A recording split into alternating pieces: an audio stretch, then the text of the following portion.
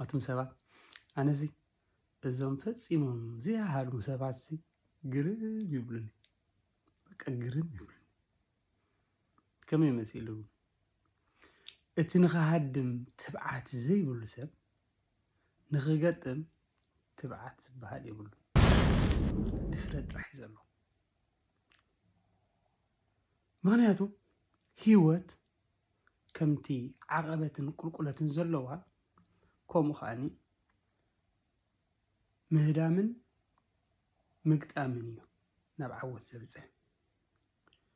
تذكروا دو ويتانا ኢየሱስ ክርስቶስ مستولده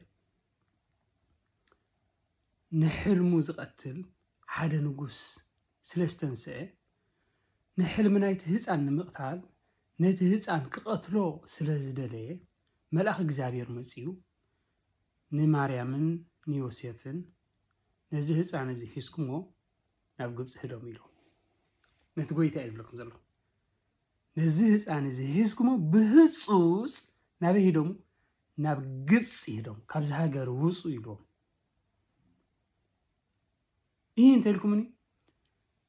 ራእይ ናይቲ ህፃን ንምቅታል ነቲ ህፃን ክቀትሎ ዝተንስአ ንጉስ ስለዝነበረ ኣብ ህይወት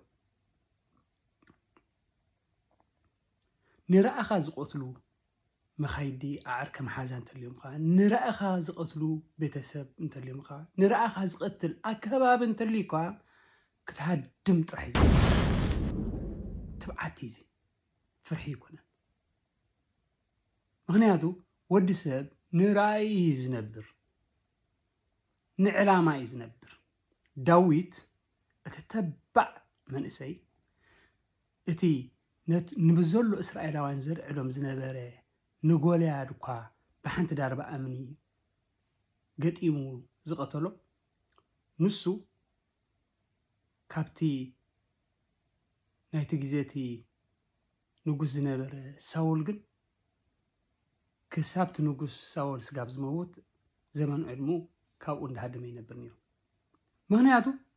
ካብ መን ከም ዝሃድምን ንመን ከም ዝገጥምን ብትክክል ዝፈልጥ ተባዕ መንእሰይ ነበረ ስለዚ ኣብ ህይወትካ ካብ ቀዮቃ ካብ ባእሲ ካብ ዕግርግር ካብ ህውከት ምህዳም ትብዓት ኣበናይ ትገጥም ኣበናይ ተሃድም ምፍላጥ ግን ብልሕን ልቦናን ተባረኹ